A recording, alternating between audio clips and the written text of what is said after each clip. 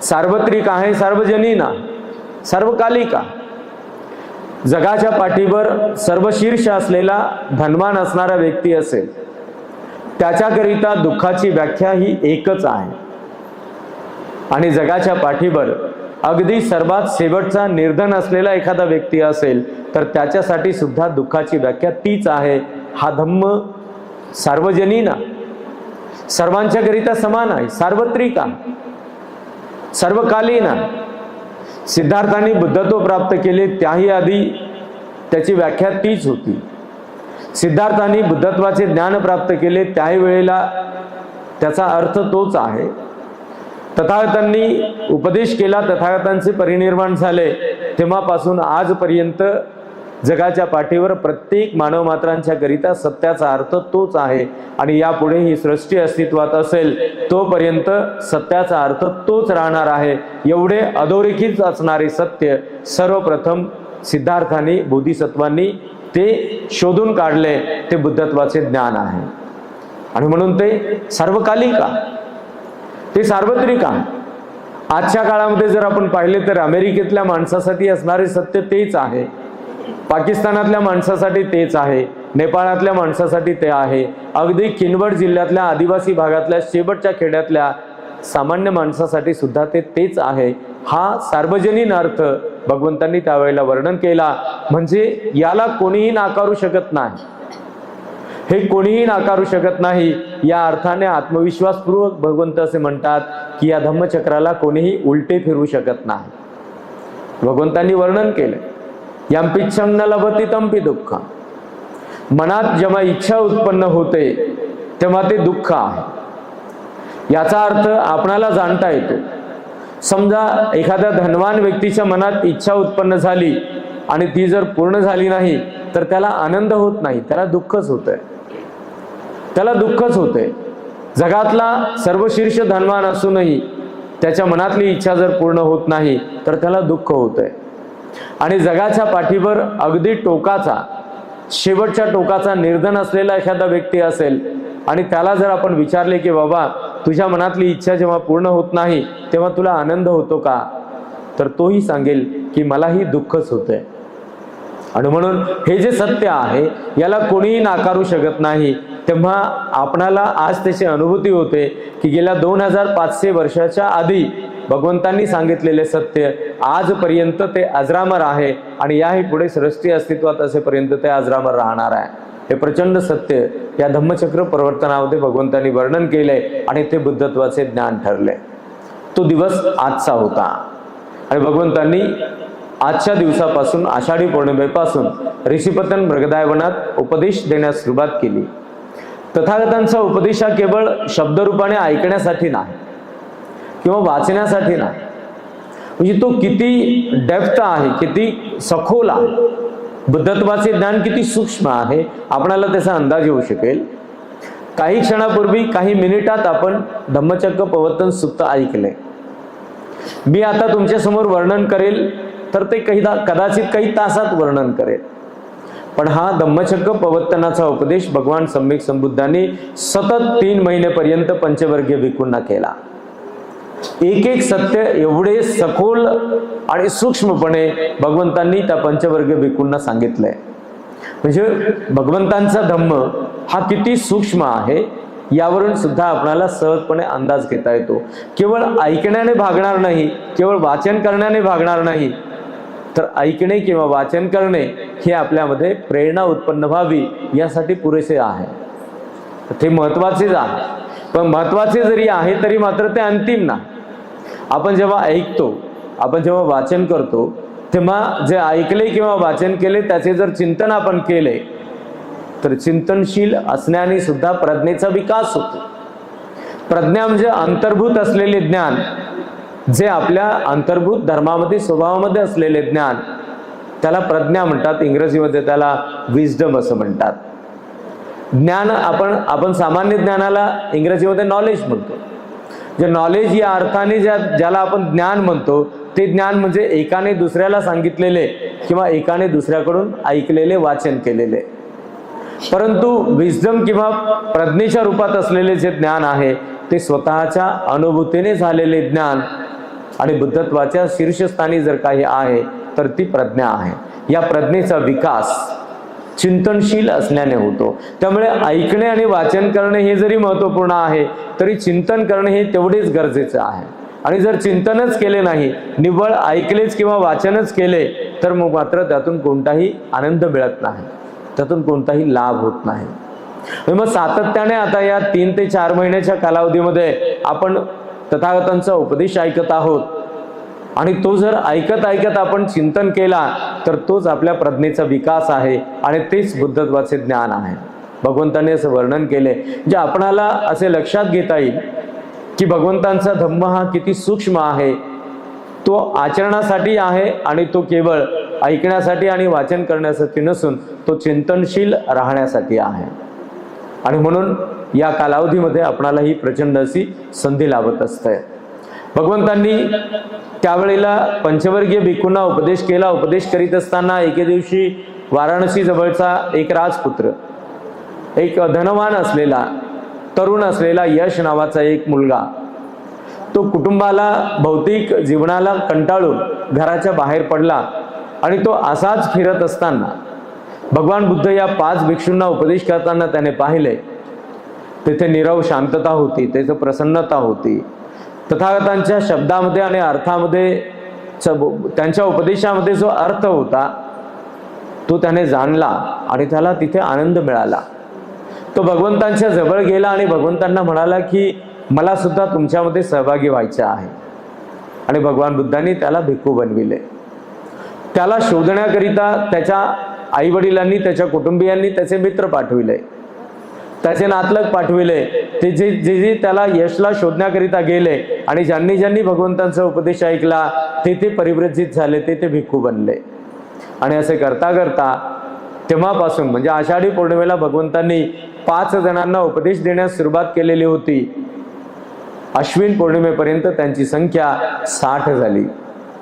त्या 60 जणांना भगवंतांनी अश्विन पौर्णिमेला एकत्र केले आणि आदेश दिला, भिक्खूंनो चारिका करत करत वेगवेगळ्या ठिकाणी भ्रमण करा.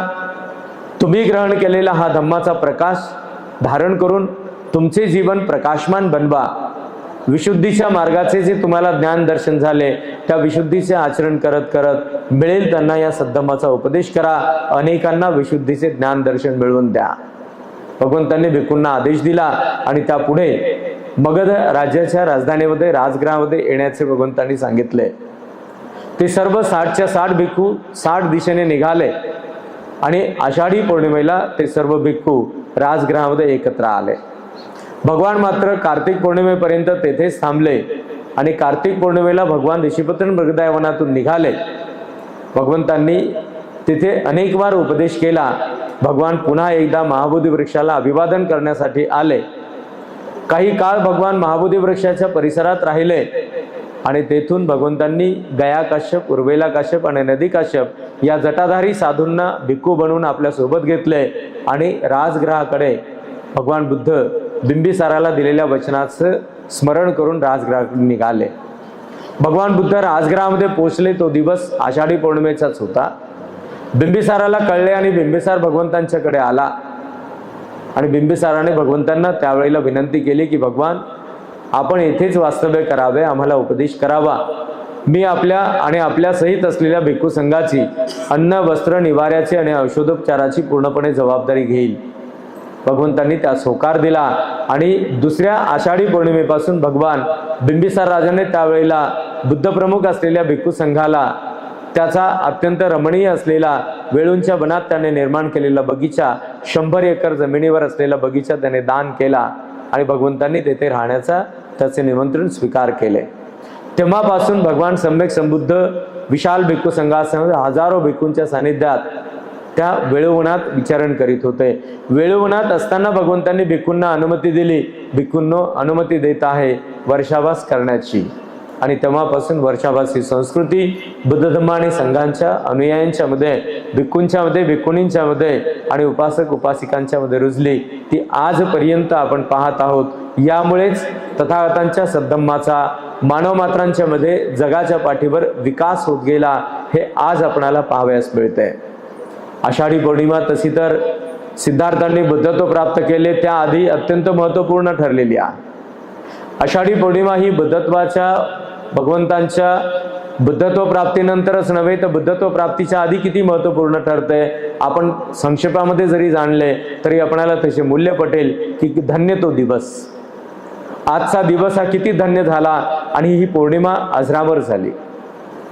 महाराजा शुद्धोधन आणि महाराणी महामाया यांच्या विवाहाला अनेक वर्ष लोटलेली होती, परंतु त्यांना संतान नव्हती, त्यांना अपत्य नव्हते. एका आषाढी पौर्णिमेच्या रात्रीला साज श्रृंगार करून महाराणी महामाया आपल्या बिछाण्यावर शय्येवर पडली. महाराजा शुद्धोधन आणि महाराणी महामाया यांचा समागम झाला आणि त्याच रात्री महामाईच्या चित्तामध्ये उत्पन्न झाले ज्याला आपण ढोबळ भाषेत स्वप्न असे म्हणतो. महामाईच्या चित्तात उत्पन्न झाले की एक बोधिसत्व सुगत नावाने पांढऱ्या शुभ्र हत्तीच्या रूपात महाराणी महामाईला विचारत आहे की माते तू मला जन्माला घालशील का. आनंदाच्या भरात महाराणी महामाया आपल्या विचारात असताना त्याला होकार देते की होय मी तुला जन्माला घालेल. महामाईचे स्वप्न भंग पावले, महामाईला जाग आली. त्यावेळेला महाराणी महामाईने महाराजा शुद्धोधनांना ही गोष्ट सांगितली. हे दोघे मिळून एका ऋषीकडे गेले, एका अभ्यासू असलेल्या ऋषीकडे गेले आणि त्याचा अर्थ विचारला. तेव्हा महामाईला त्या दिवशी गर्भधारणा झाल्याचा संकेत मिळाला. ज्या आजच्या दिवशीच सिद्धार्थाच्या जन्माच्या गर्भधारणेचा दिवस तो ठरला आणि ती आषाढी पौर्णिमा ठरली. आषाढी पौर्णिमेपासून पुढे 10 महिनेपर्यंत महाराणी महामाईने सिद्धार्थाला जपून जपून आणि जोपासून प्रचंड दानशील भावना पारमिता उपपारमिता परमत्त पारमिता पूर्णत्वास नेत नेत 10 महिन्यानंतर सिद्धार्थाला महामाईने जन्म घातला आणि कपिल वस्तूला प्रदीर्घ कालावधीनंतर राजपुत्र मिळाला.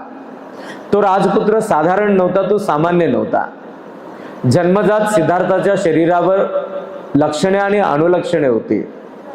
असाधारण असा सिद्धार्थाचा जन्म होता आणि म्हणून कपिल वस्तूमध्ये शाक्य गणांमध्ये शाक्य प्रांतामध्ये प्रचंड आनंद पसरला आणि सिद्धार्थ जन्माला आला. तो विशाल प्रचंड असा उत्सव संपूर्ण शाक्य गणराज्याच्या मध्ये सर्व प्रजेने महाराजा शुद्धोधन आणि महाराणी महामाईच्या समवेत तो साजरा केला. म्हणजे या रूपामध्ये सिद्धार्थाच्या रूपामध्ये एक बोधिसत्व शाक्य कुळाला एक वंश मिळाला, शाक्य कुळाला एक पुत्र मिळाला, याचा आनंद सर्वत्र झाला.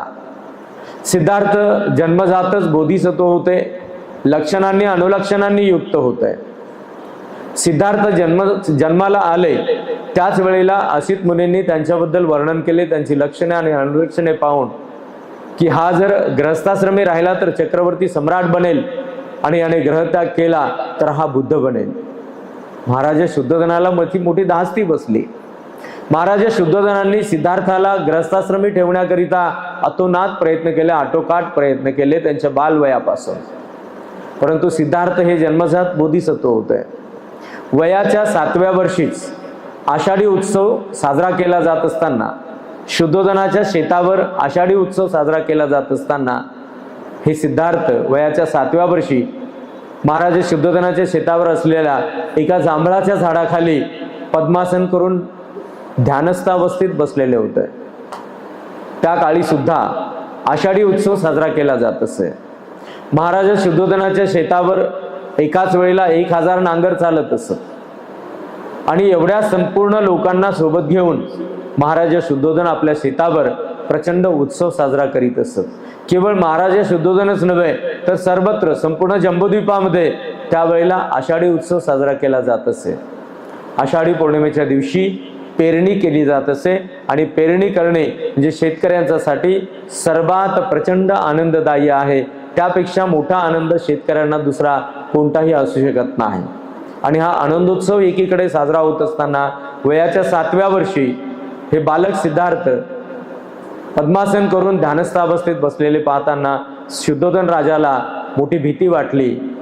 ते गंभीर झाले, त्यांना मोठी चिंता वाटली आणि त्यानंतर त्यांनी सिद्धार्थाला धनुर्विद्या शिकविली, वेगवेगळ्या प्रकारचे प्रयत्न केले.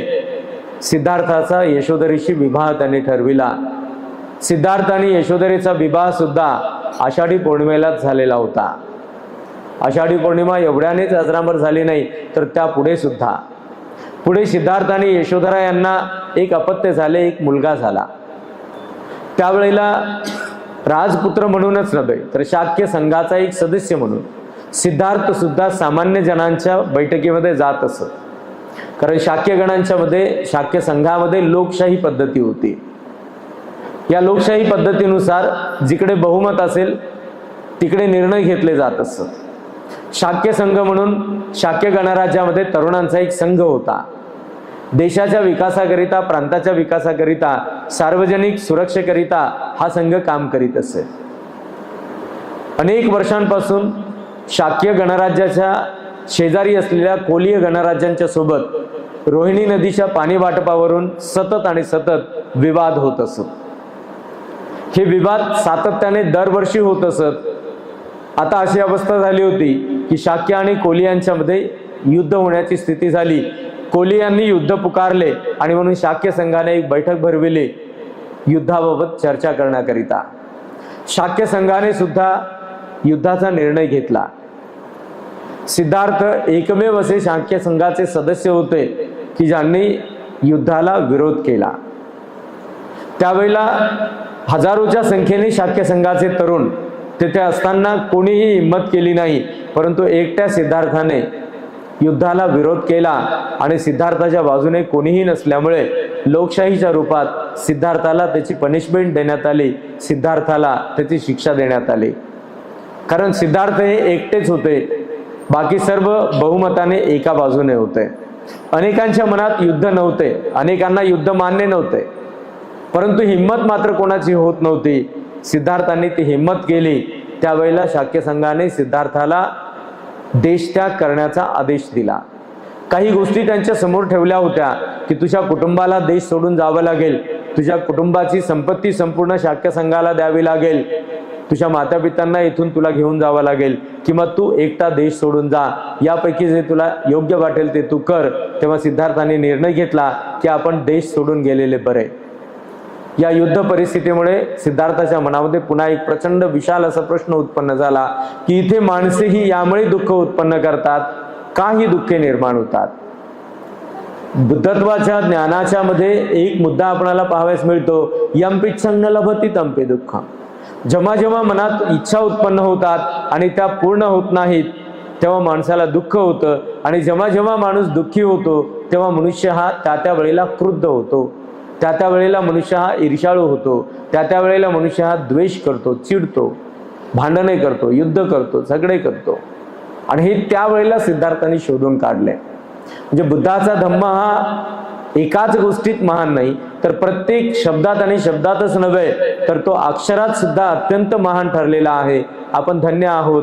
डॉक्टर बाबासाहेब आंबेडकरांनी बुद्ध धम्म आणि संघाच्या पदरात आपल्याला टाकले आणि या जगाच्या पाठीवर श्रेष्ठ असलेल्या या बौद्ध संस्कृतीमध्ये आपण लीन झालो.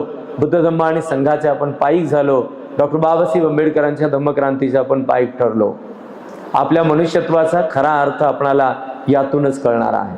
आषाढी पौर्णिमेलाच सिद्धार्थांनी त्यावेळेला देशत्याग करण्याचा निर्णय घेतला.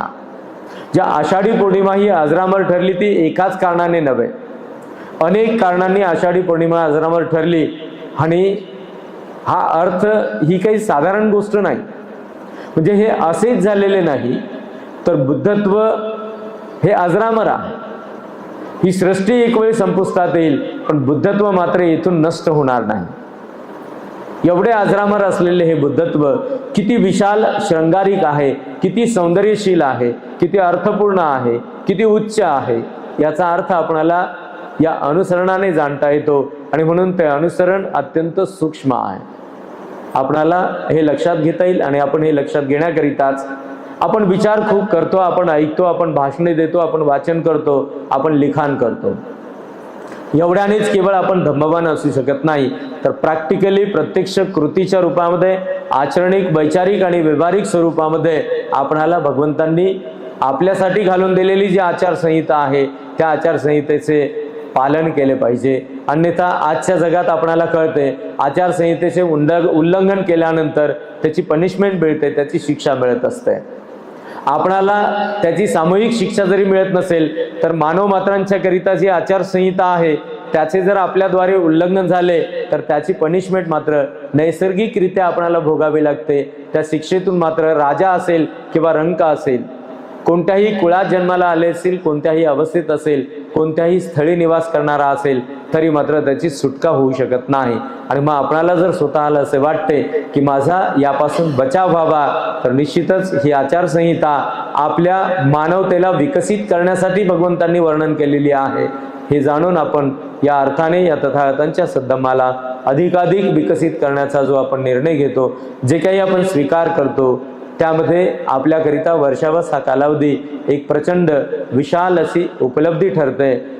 सातत्याने वर्षानुवर्षेपर्यंत आपण बाबासाहेब आंबेडकरांच्या निर्देशानुसार प्रथम आपण स्वतः सद्धम्माचे अनुसरण करत करत आपल्या आचरणातून, आपल्या विचारातून आणि आपल्या व्यवहारातून इतरांच्यावर त्याचा प्रभाव पडावा याकरिता अधिकाधिक धम्मज्ञान जाणून घेण्याचा जो आपण निष्ठेने प्रयत्न करतो, श्रद्धेने प्रयत्न करतो, यातच आपली धन्यता आहे। हे जाणून आज मूलगंधकुटी बुद्धविहार तथागत नगर या ठिकाणी आपण मला वर्षावासाकरिता निमंत्रित केले। या कालावधीमध्ये मी स्वतः सुद्धा तुमच्या आश्रयाने, तुमच्या भावनेच्या पाठबळाने माझ्या विनय धर्माला अधिकाधिक विकसित करण्याचा प्रयत्न करेल आणि त्यातून दायिका म्हणून सेवा करत असताना किंवा या ठिकाणी जे काही पुण्यदान तुम्ही करत असाल त्यातून तुम्हाला जे काही धम्माच्या रूपामध्ये, उपदेशाच्या रूपामध्ये प्राप्त होईल त्यामध्ये तुमची आणि माझी, आपली सर्वांचीच धन्यता आहे।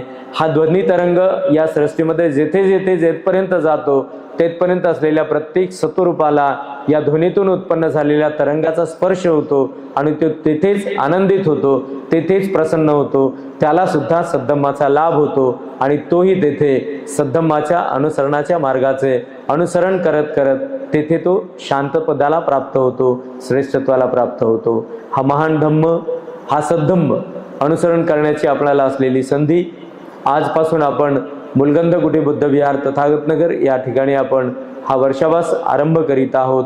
त्या प्रित्यर्थ पुनश्च एकदा बुद्ध धम्म आणि संघाला त्रिवार अभिवादन करून बोधिसत्वचरित परमपूज्य डॉक्टर बाबासाहेब आंबेडकरांच्या समग्र धम्मक्रांतीला जीवितपर्यंत समर्पित राहून आजच्या या मंगलमय दिनी तुम्हा सर्व उपस्थितांच्या प्रती, विश्वातील तमाम मानवमात्रांच्या प्रती, संपूर्ण चक्रवालातील सबंध सत्वरूपांच्या प्रती अनंतापार मंगल मैत्री, असंख्य असंख्य मंगल कामना।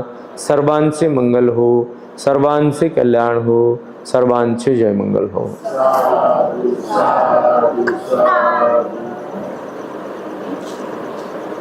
नमो तस् भगवतो अरहतो सम्मा सम्बुद्धस्स। नमो तस् भगवतो अरहतो सम्मा सम्बुद्धस्स। नमो तस् भगवतो अरहतो सम्मा सम्बुद्धस्स। दुःखपत्ताच निदुःखा, भयपत्ताच निभया, शोकपत्ताच निशोका, हुन्तु सभ्येऽपि पाणिनो। एतावताच अम्मेहि सम्पदं पुण्यसम्पदं, सभ्ये देवा अनुमोदन्तु सब्बसम्पत्तिसिद्धिया। दानं ददन्तु सद्दाय, शीलं रक्षन्तु सर्वदा, भावनाविरता हुन्तु गच्छन्तु देवतागता। सब्बे बुद्धा बलपत्ता पच्चेकानं स्वयं बलं, अरहन्तानं तेजेन रक्षं वन्दामि सब्बसु। आकाशट्ठा च बुम्मट्ठा देवानागामहिद्दिका, पुण्यन्तं अनुमोदित्वा चिरं रक्षन्तु लोकशासनम्।